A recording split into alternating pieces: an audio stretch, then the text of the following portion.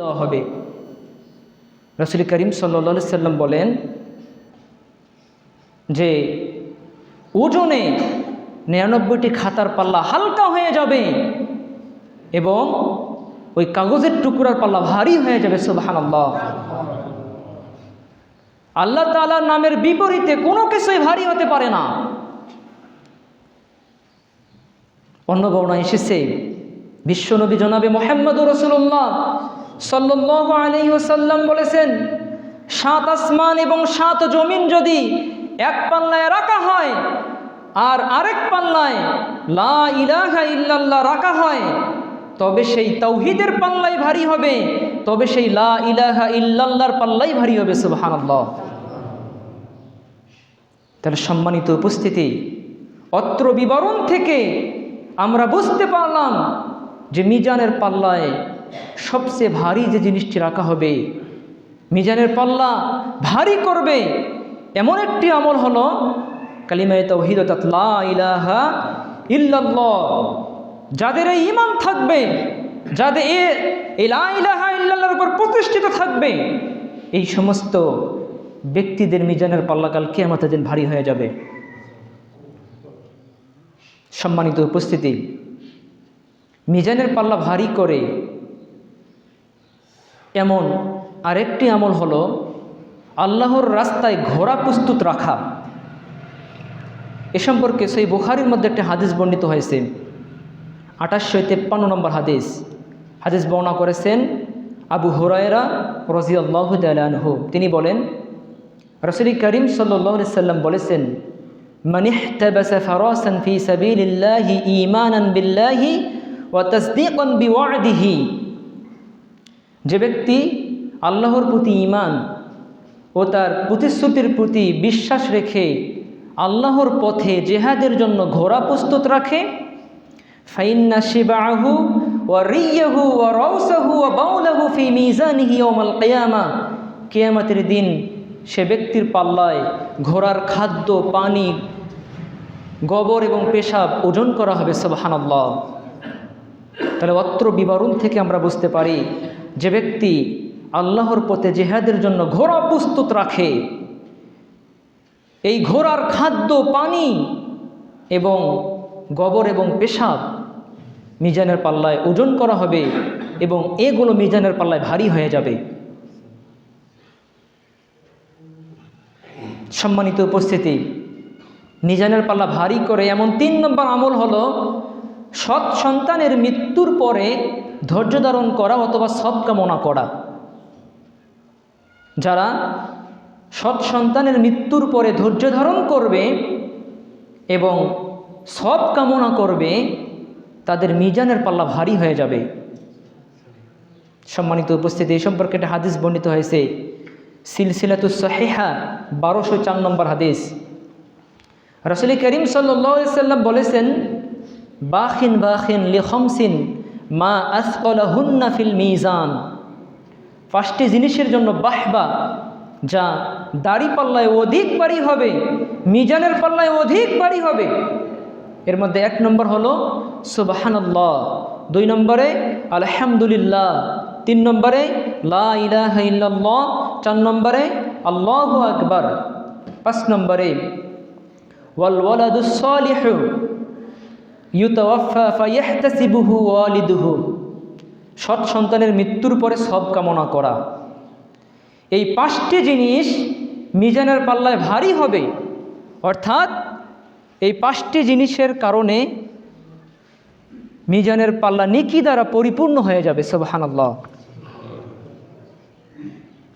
তার 5টি জিনিস কি? 1 নম্বর হচ্ছে কি সুবহানাল্লাহ বলা, 2 নম্বরে আলহামদুলিল্লাহ বলা, 3 নম্বরে লা ইলাহা ইল্লাল্লাহ বলা, 4 নম্বরে আল্লাহু আকবার এই তাসবিহ পাঠ করা, 5 নম্বরে সৎ সন্তানের মৃত্যুর পরে সব কামনা করা। এই 5টি জিনিস মিজানের পাল্লায় অধিক ভারী হবে। সম্মানিত উপস্থিতি, তাহলে 3 নম্বর আমলের কথা আমরা শুনলাম, মিজানের পাল্লা ভারী করে এমন আমলের কথা আমরা শুনলাম। 4 নম্বর আমল দেখুন, জানাজা বা দাফনে অংশগ্রহণ করা। যারা জানাজা বা দাফনে অংশগ্রহণ করবে তাদের নেকির পাল্লা সব দ্বারা ভারী হয়ে যাবে। এমনই একটা হাদিস এসেছে সহিহুল জামের মধ্যে 6135 নম্বর হাদিস। রাসূল করিম সাল্লাল্লাহু আলাইহি সাল্লাম বলেছেন, যে ব্যক্তি জানাজার অনুগামী হয় এবং জানাজার সালাত আদায় করে অতঃপর দাফন করা পর্যন্ত জানাজার সাথে থাকে, ফালাহু কিরাতানি, তার জন্য 2 কিরাত সব রয়েছে। ওয়াল্লাযী নাফসু মুহাম্মাদিন বিয়াদিহি, রাসূল সাল্লাল্লাহু আলাইহি সাল্লাম বলেন, সে সত্তার শপথ যার হাতে মুহাম্মাদের জীবন, লাহুয়া আসআলু ফি মিজানিহি মিন উহুদিন, 1 কিরাত হচ্ছে উহুদ পাহাড় অপেক্ষা দাঁড়িপাল্লায় অধিক ভারী। সুবহানাল্লাহ। তাহলে অত্র বিবরণ থেকে আমরা বুঝতে পারি যারা জানাজার সালাতে যাবে, জানাজার সালাত আদায় করবে এবং মৃত ব্যক্তিকে দাফন করবে, এ কাজ করার কারণে ওই ব্যক্তির মিজানের পাল্লা সব দ্বারা পরিপূর্ণ হবে ইনশাআল্লাহ। উহুদ পাহাড় অপেক্ষা মিজানের পাল্লায় অধিক ভারী হবে যারা জানাজার সালাত আদায় করে এবং মৃত ব্যক্তিকে দাফন করে।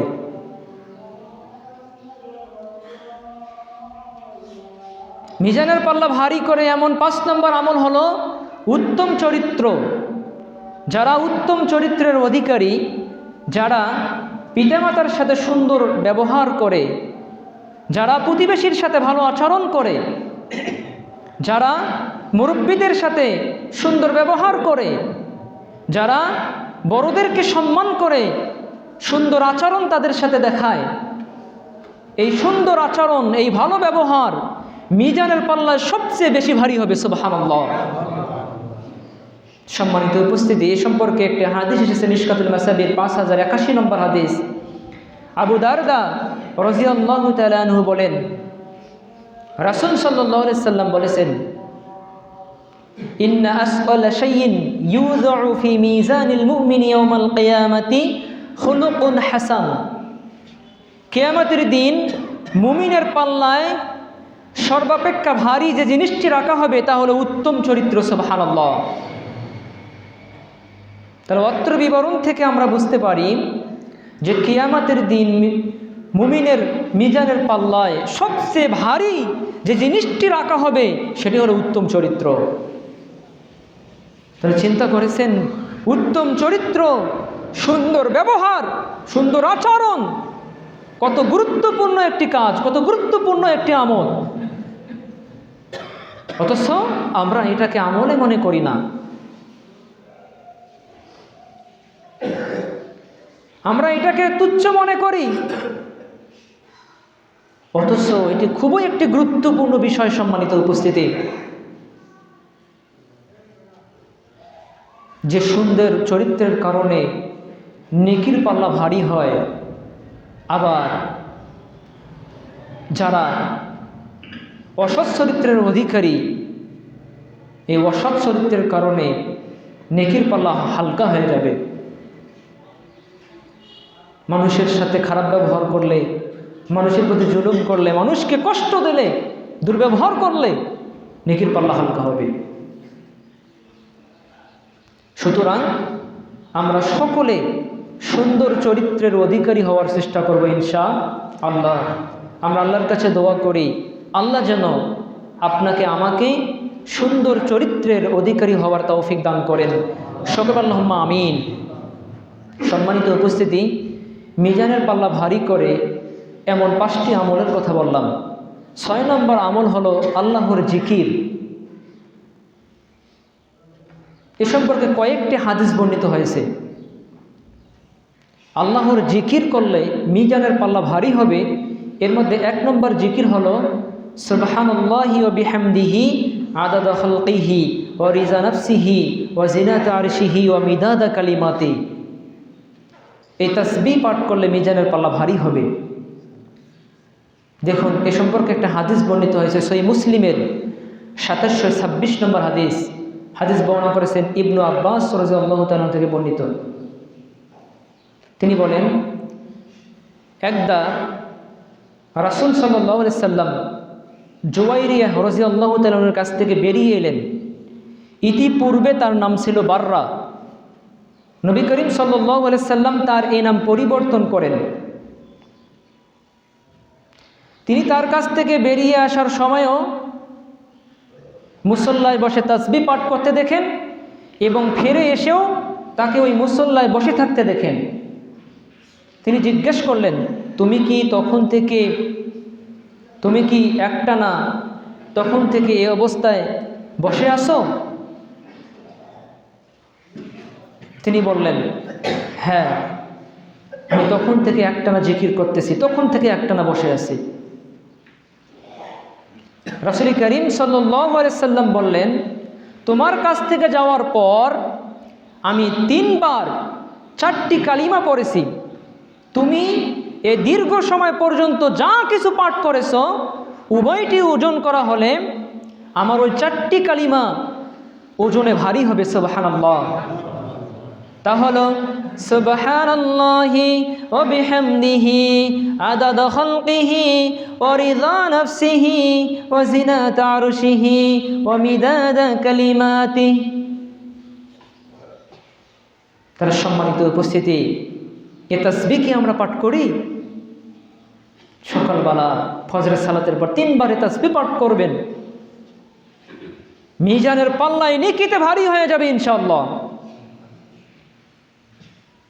সম্মানিত উপস্থিতি, 2 নম্বর জিকির যখন যারা সুবহানাল্লাহি ওয়া বিহামদিহি সুবহানাল্লাহিল আযীম এ তাসবিহ যারা পাঠ করবে তাদের মিজানের পাল্লা নেকি দ্বারা সব দ্বারা পরিপূর্ণ হয়ে যাবে ইনশাআল্লাহ। দেখুন এ সম্পর্কে হাদিস সহিহ বুখারীর মধ্যে হাদিস বর্ণিত হয়েছে 6682 নম্বর হাদিস।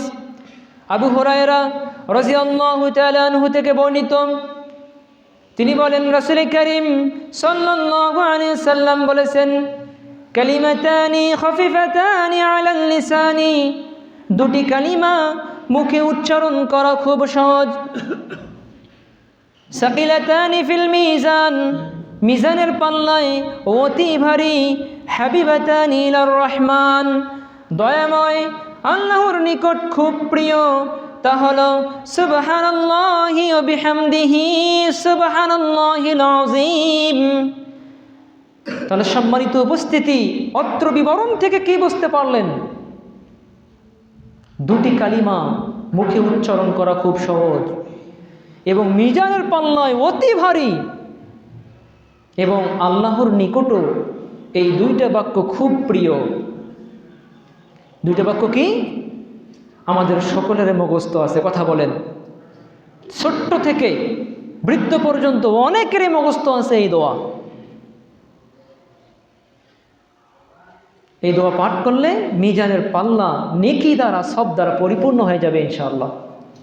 এ কথা কে বলেছেন? বিশ্বনবী জনাবে মুহাম্মদুর রাসূলুল্লাহ সাল্লাল্লাহু আলাইহি সাল্লাম বলেছেন। 3 নম্বর জিকির দেখুন,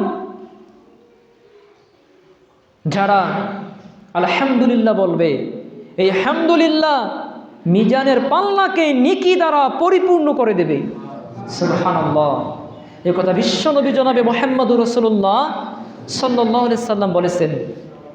মিশকাতুল মাসাবির 281 নম্বর হাদিস, আবু মালিক আল-আশআরী রাদিয়াল্লাহু তাআলা আনহু থেকে বর্ণিত, তিনি বলেন, রাসূল করিম সাল্লাল্লাহু আলাইহি সাল্লাম বলেছেন, আত-তুহুরু শাতরুল ঈমান, পবিত্রতা ঈমানের অর্ধেক।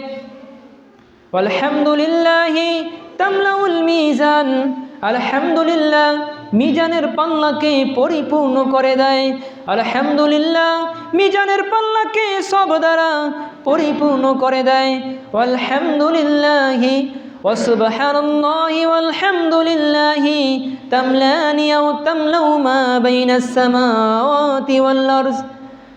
এবং সুবহানাল্লাহি ওয়ালহামদুলিল্লাহি আসমান ও জমিনের মধ্যবর্তী স্থান সব দ্বারা পরিপূর্ণ করে দেয়। সুবহানাল্লাহ।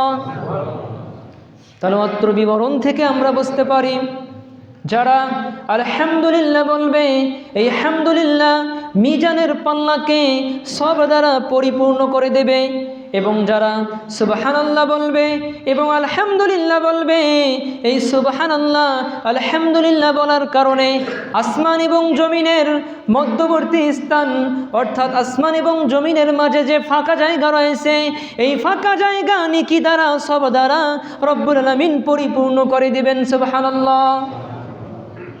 তাহলে সম্মানিত উপস্থিতি, দেখুন যে তাসবিহগুলো পাঠ করলে মিজানের পাল্লা ভারী হয়ে যাবে। এই তাসবিহগুলোকে আমরা আসলেই বেশি বেশি করে পাঠ করি? আমরা আসলে এই তাসবিহগুলো পাঠ করার আমাদের অনেকের সুযোগ হয় না, এবং আমরা খেয়াল খুশি মতো এই তাসবিহগুলোকে এড়িয়ে চলি। যেমন যদি আমি আপনাকে জিজ্ঞেস করি, চাচা, বাবা অথবা ভাই কেমন আছেন, তখন সে বলে ভালো আছি। কথা বলেন? এ কথা বলে না? তার মুখ থেকে আলহামদুলিল্লাহ বের হয় না, তার মুখ থেকে বের হয় আমি ভালো আছি। অথচ আলহামদুলিল্লাহ বললে কত যে নেকি হবে মানুষ এই হিসাব করতে পারবে না। আসমান এবং জমিনের দূরত্ব কত জানেন? একটা দ্রুতগামী ঘোড়ার 500 বছর লাগবে এই দুনিয়া থেকে আসমানে পৌঁছিতে। আবার পূর্ব থেকে পশ্চিমের দূরত্ব কত সেটা জানেন আপনি? তাহলে দেখুন, আসমান জমিন সব দ্বারা পরিপূর্ণ হয়ে যাবে আলহামদুলিল্লাহ বলার কারণে। আলহামদুলিল্লাহ বলার কারণে মিজানের পাল্লা নেকিতে পরিপূর্ণ হয়ে যাবে। সম্মানিত উপস্থিতি, তাহলে 6 নম্বর আমল আপনাদের সামনে বললাম, আল্লাহর জিকির। এমন কিছু জিকির রয়েছে যে জিকিরগুলো পাঠ করলে মিজানের পাল্লা ভারী হয়ে যাবে। 7 নম্বর আমল দেখুন, গুরুত্বপূর্ণ একটি আমল, যে আমলের সঙ্গে শতকরা একজন ব্যক্তিকেও খুঁজে পাওয়া যাবে না, অথচ আমলটা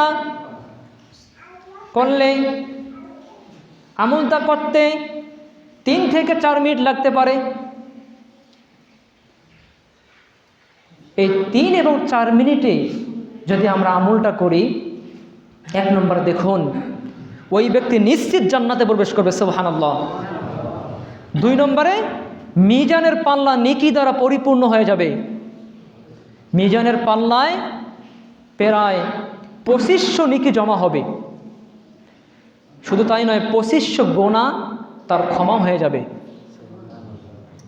এমনই 2টি অভ্যাসের কথা বলবো, যে অভ্যাস 2টি সম্পর্কে অধিকাংশ মানুষ গাফেল, এবং আমারও মনে হয় না যে এই মসজিদের কোনো মুসল্লি এই অভ্যাসের সাথে সংযুক্ত আছে, এবং হাজারে একজন ব্যক্তি খুঁজে পাওয়া যাবে এই 2টা অভ্যাসের প্রতি যত্নবান। সম্মানিত উপস্থিতি, একটু মনোযোগী হবেন। হাদিস এসেছে অনেকগুলো কিতাবের মধ্যে। তিরমিজির মধ্যে পেয়ে যাবেন 3410 নম্বর হাদিস, আবু দাউদের মধ্যে পেয়ে যাবেন 5065 নম্বর হাদিস। হাদিস বর্ণনা করেছেন আব্দুল্লাহ ইবনে আমর রাদিয়াল্লাহু তাআলা আনহু থেকে বর্ণিত।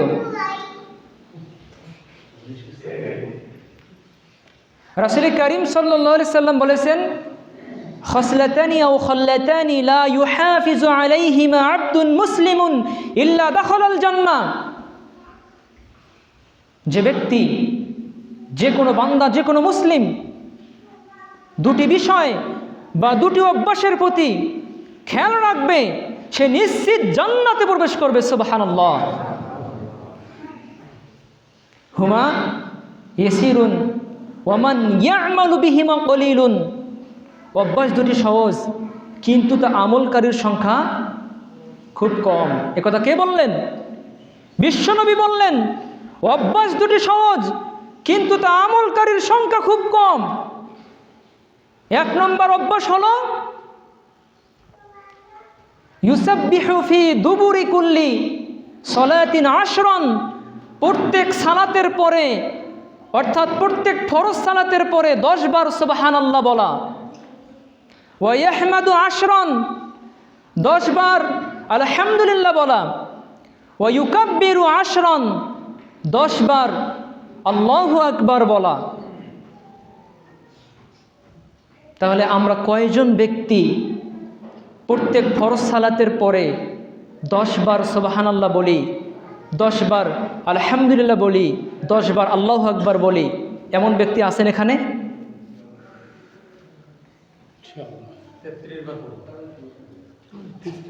33 বারের এটা হাদিস নয়।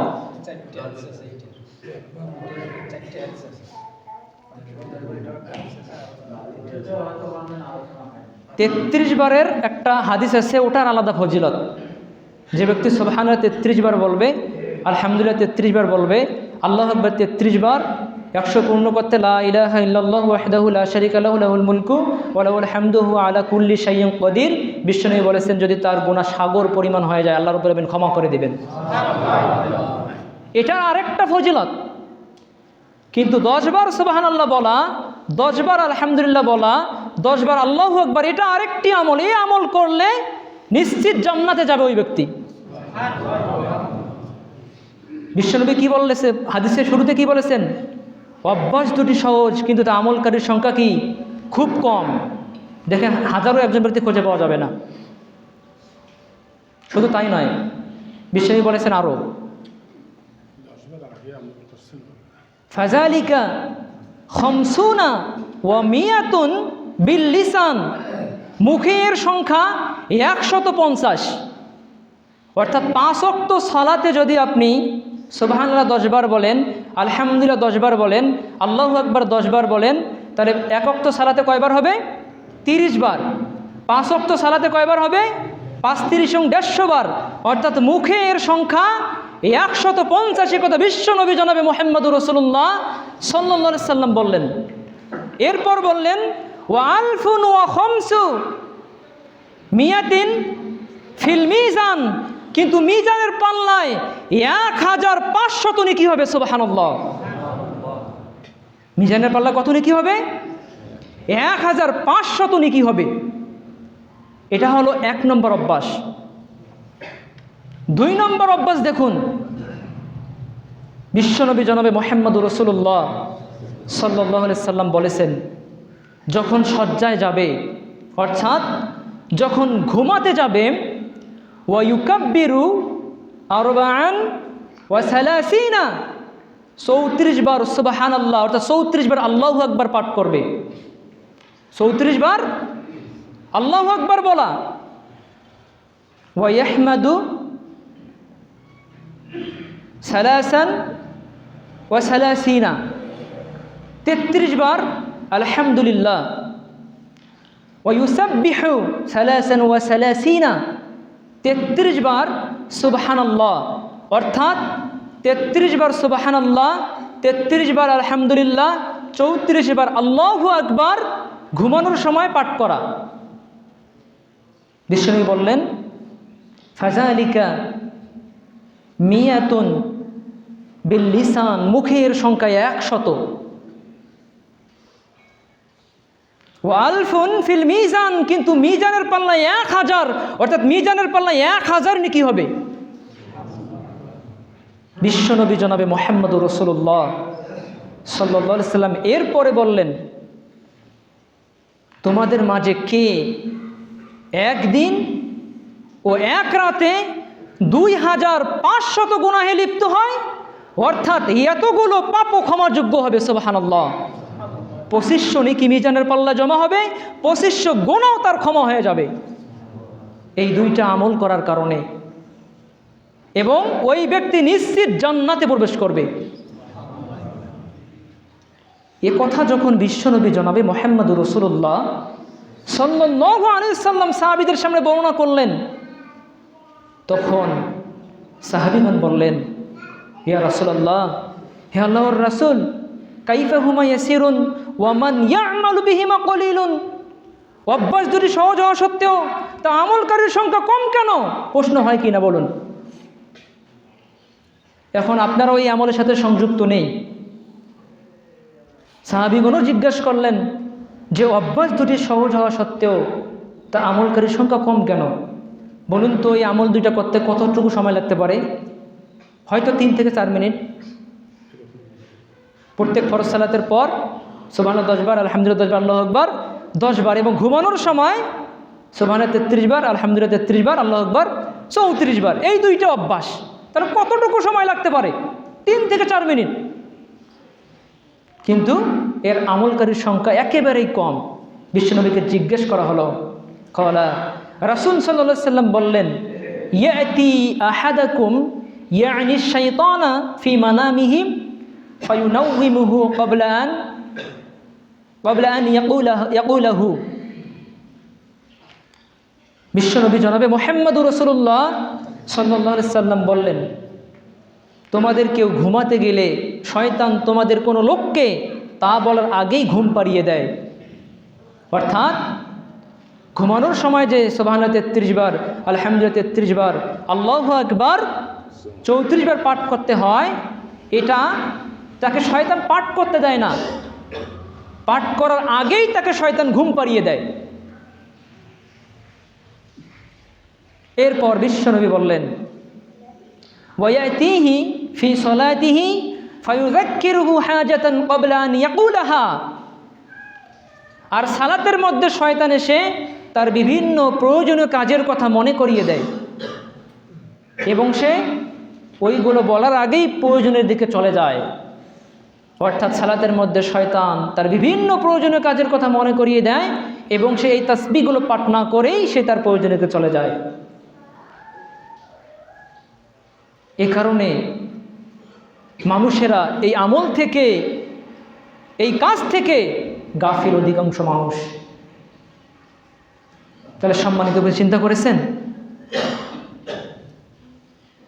একটা গুরুত্বপূর্ণ আমল, হয়তোবা আমরা আজকে নতুন এটা শুনলাম, অথচ বিশ্বনবী বলেছেন কি নিশ্চিত ওই ব্যক্তি জান্নাতে যাবে, মিজানের পাল্লায় নেকি দ্বারা ভারী হয়ে যাবে এবং আপনার গুনাহ ক্ষমা হয়ে যাবে। তাহলে আজকে এই আলোচনা শুনে আমরা কি আমল করতে পারবো না? আমরা সকলের কাছে, সকলে আল্লাহর কাছে দোয়া করব, রব্বুল আলামিন যেন এই আমলটা আমাদেরকে করার তৌফিক দান করেন, এবং এই আমল করে আল্লাহ রব্বুল আলামিন যেন আমাদেরকে জান্নাত দান করেন। আল্লাহুম্মা আমিন।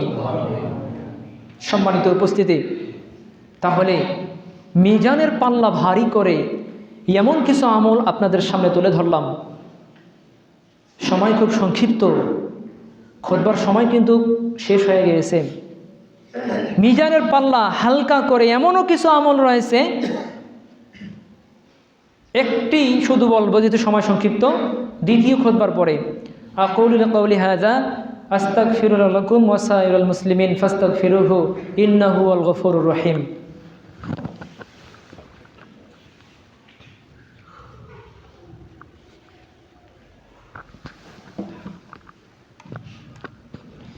আলহামদুলিল্লাহি ওয়াহদা ওয়াসসালাতু ওয়াসসালামু আলা মান লা নাবিয়্যা বা'দা আম্মা বা'দ। প্রশংসা আল্লাহ তাআলার জন্য, শান্তি বর্ষিত হোক আল্লাহর রাসূল সাল্লাল্লাহু আলাইহি সাল্লামের প্রতি। আমরা সকলে বলি আল্লাহুম্মা সাল্লি আলাইহি আল্লাহুম্মা বারিক আলাইহি। সম্মানিত উপস্থিতি, তাহলে আজকের সংক্ষিপ্ত জুমার বক্তব্যের বিষয় ছিল পরকালে পাল্লা হালকাকারী এবং ভারীকারী আমলসমূহ সম্পর্কে। আমরা প্রথম ধাপে আলোচনা শেষ করলাম যে পরকালে যাদের পাল্লা ভারী হবে এমন কিছু আমলের কথা আমরা বলে দিলাম, যে আমলগুলো করলে পরকালের পাল্লা ভারী হয়ে যাবে। আর যাদের পরকালের পাল্লা ভারী হবে, যারা এই আমলগুলো করবে আর পরকালে মিজানের পাল্লাকে ভারী করবে, এই সমস্ত ব্যক্তিরা হবে সফলকাম, এই সমস্ত ব্যক্তিরা হবে জান্নাতি, এরা জান্নাতে সুখী জীবন যাপন করবে। এ কথা আল্লাহ রাব্বুল আলামিন পবিত্র কোরআনুল কারীমের মধ্যে বলেছেন। পবিত্র কোরআনুল কারীমের 7 নম্বর সূরা, সূরা আরাফ এর 8 নম্বর আয়াত, রব্বুল আলামিন বলেন, ওয়াল ওয়াজনু ইয়াওমাইযিল হাক্ক ফামান সাকুলাত মাওয়াজিনুহু ফাউলাইকা হুমুল মুফলিহুন। রব্বুল আলামিন বলেন, আর সেদিন কিয়ামতের দিন ন্যায় ও সঠিকভাবে প্রত্যেকের আমল ওজন করা হবে। সুতরাং যাদের নেকির পাল্লা ভারী হবে, যাদের সৎকর্মের পাল্লা ভারী হবে, তারাই হবে সফলকাম। সুবহানাল্লাহ। তারাই হবে জান্নাতি, তারা জান্নাতে সুখী জীবনযাপন করবে। এ সম্পর্কে রব্বুল আলামিন অন্যত্রে বলেন পবিত্র কোরআনুল কারীমের 101 নম্বর সূরা, সূরা আল কারিয়া এর 6 এবং 7 নম্বর আয়াত। রব্বুল আলামিন বলেন ফাম্মা মান সাকুলাত মাওয়াজিনুহুম, অতঃপর যার সৎকর্মের পাল্লা ভারী হবে, ফাহুয়া ফি ঈশাতির রাযিয়া, সে সুখী জীবন যাপন করবে। সুবহানাল্লাহ। সে জান্নাতে সুখী জীবন যাপন করবে যাদের নেকির পাল্লা, যাদের সৎকর্মের পাল্লা ভারী হয়ে যাবে। সম্মানিত উপস্থিতি, তাহলে আমরা আমাদের নেকির পাল্লাকে ভারী করব, এই আমলগুলো আমরা বেশি বেশি করার চেষ্টা করব ইনশাআল্লাহ। আল্লাহ যেন আমাদেরকে এই আমলগুলো বেশি বেশি করে করার তৌফিক দান করেন। সকল আল্লাহুম্মা আমিন। সম্মানিত উপস্থিতি, কিয়ামতের দিন যাদের পাল্লা হালকা হবে এমন কিছু কাজ রয়েছে। এর মধ্যে একটা হাদিসের মধ্যে কয়েকটি কাজের কথা এসেছে, কয়েকটি পাপের কথা এসেছে। এর মধ্যে 1 নম্বর হলো মানুষের প্রতি জুলুম করা, অন্যায়ভাবে কাউকে গালিগালাজ করা, অন্যের নামে মিথ্যা অপবাদ রটানো, গীবত করা, অন্যের সম্পদ অন্যায়ভাবে দখল করা, অন্যায়ভাবে মানুষকে হত্যা করা, অন্যায়ভাবে মানুষকে প্রহার করা। এই সমস্ত কাজগুলো পরকালে নেকির পাল্লাকে হালকা করে দিবে।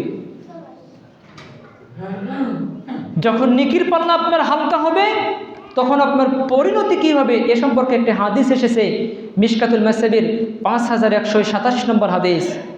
আবু হুরায়রা রাদিয়াল্লাহু তাআলা থেকে বর্ণিত, রাসূল করিম সাল্লাল্লাহু আলাইহি সাল্লাম বলেছেন, আতাদরুনা মাল মুফলিস, তোমরা কি জানো প্রকৃত গরিবকে? তোমরা কি জানো প্রকৃত নিঃস্বকে, প্রকৃত দরিদ্রকে? সাহাবীগণ বললেন, আল মুফলিসু ফিনা মাল্লা দিরহাম লাহু ওয়ালা মাতা। আমরা তো মনে করি আমাদের মধ্যে যাদের অর্থ সম্পদ নেই, টাকা পয়সা নেই, এই হচ্ছে সবচেয়ে বেশি গরিব, এই হচ্ছে দরিদ্র। রাসূল করিম সাল্লাল্লাহু আলাইহি সাল্লাম বললেন, ইন্নাল মুফলিসা মিন উম্মতি মান ইয়াতি ইয়াউমাল কিয়ামাতি বিসলাতিন ওয়া সিয়ামিন ওয়া যাকাতিন ওয়া ইয়াতি ওয়া ক্বাদ শাতামা হাযা ওয়া ক্বাযাফা হাযা ওয়া আকালা মাল হাযা ওয়া সাফাকা দাম হাযা ওয়া যারাবা হাযা ফায়ু'তু হাযা মিন হাসানাতিহি ওয়া হাযা মিন হাসানাতিহি।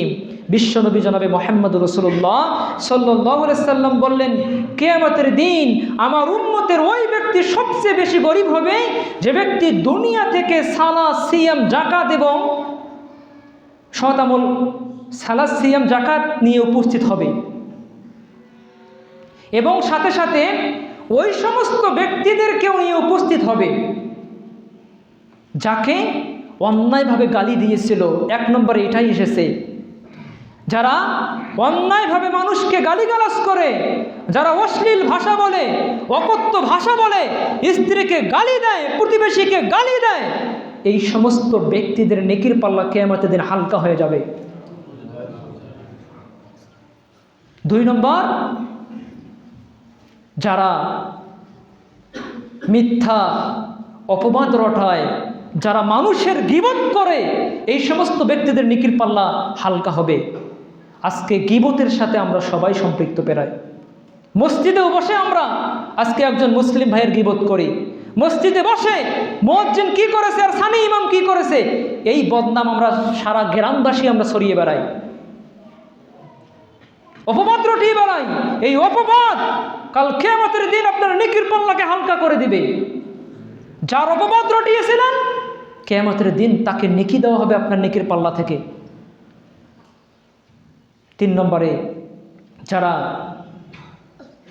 অন্যের সম্পদ অন্যায়ভাবে দখল করে, এদের নেকির পাল্লা হালকা হবে। 4 নম্বরে, যারা অন্যায়ভাবে মানুষকে হত্যা করে, এদের নেকির পাল্লা হালকা হবে। 5 নম্বরে, যারা অন্যায়ভাবে মানুষকে প্রহার করে, মানুষকে কষ্ট দেয়, এই সমস্ত ব্যক্তিদের নেকির পাল্লা হালকা হয়ে যাবে। সম্মানিত উপস্থিতি, বিশ্বনবী জনাবে মুহাম্মদুর রাসূলুল্লাহ সাল্লাল্লাহু আলাইহি সাল্লাম বলতেছেন যে কিয়ামতের দিন ওই ব্যক্তি সবচেয়ে বেশি গরিব হবে যে ব্যক্তি দুনিয়া থেকে সালাত সিয়াম এবং যাকাত আদায় করে আসবে এবং সাথে সাথে এই সমস্ত লোকদেরকেও নিয়ে আসবে। অতঃপর যখন তারা এই সমস্ত লোকদেরকে নিয়ে আসবে তখন তাদেরকে ওই যে সালাত আদায় করেছিল, সিয়াম পালন করেছিল, ওই ব্যক্তির নেকির ভান্ডার থেকে তাদেরকে নেকিগুলো দিয়ে দেওয়া হবে। এরপর বিশ্বনবী বললেন, ফাইন ফানিয়াত হাসানাতুহু ক্বাবলা আন ইয়াকসিয়া মা আলাইহি উখিযা মিন খাতায়াহুম। অতঃপর যখন তাদের নেকির পাল্লাগুলো হালকা হয়ে যাবে, যখন পাওনাদারেরা তাদের পাওনা দাবি করে বসবে, আল্লাহ রাব্বুল আলামিন যখন তাদেরকে পাওনা দিতে থাকবেন, পাওনা দিতে দিতে যখন তাদের নেকির পাল্লা একদম হালকা হয়ে যাবে, অর্থাৎ আর কোনো পুণ্য নেই, কোনো নেকামল নেই, তখন ওই সমস্ত ব্যক্তিদের গোনা এই সালাত আদায়কারী সিয়াম পালনকারী ব্যক্তির উপর চাপিয়ে দেওয়া হবে। এরপরে বিশ্বনবী বললেন, ফাতুরিহা আলাইহি সুম্মা তুরিহা ফিন নার, কিয়ামতের দিন তাকে জাহান্নামে নিক্ষেপ করা হবে। নাউযুবিল্লাহ। তাহলে সম্মানিত উপস্থিতি, আজকে আমরা সালাত আদায় করি, সিয়াম পালন করি, সৎ আমল করতেছি, কিন্তু আমরা অনেকেই এই পাপগুলোর সঙ্গে জড়িত। বিশেষ করে বলবো যে আমরা অনেকেই অশ্লীল গালিগালাজের সাথে সম্পৃক্ত। আজকে অশ্লীল ভাষা বলে আমরা স্ত্রীকে গালি দেই, সামান্য একটু মুসলিম ভাইয়ের সাথে কম বেশি হয়েছে এজন্য আমরা তাকে অকথ্য ভাষায়, অশ্লীল ভাষায় গালিগালাজ করি।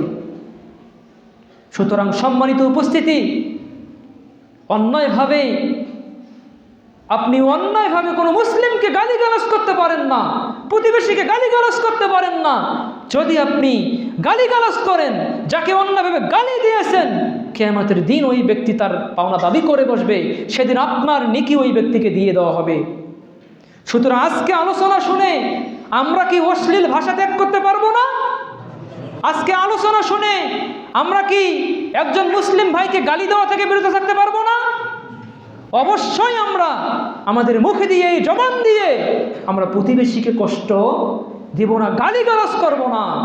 সম্মানিত উপস্থিতি, যদি আপনি গালিগালাজ করেন তাহলে এই গালিগালাজ করার কারণে সমাজে যেমন আপনি লাঞ্ছিত হবেন, সমাজের লোকরা যখন আপনাকে দেখতে পাবে না, অপছন্দ করবে, তেমনি কিয়ামতের দিনও আপনার ঠিকানা হবে জাহান্নাম।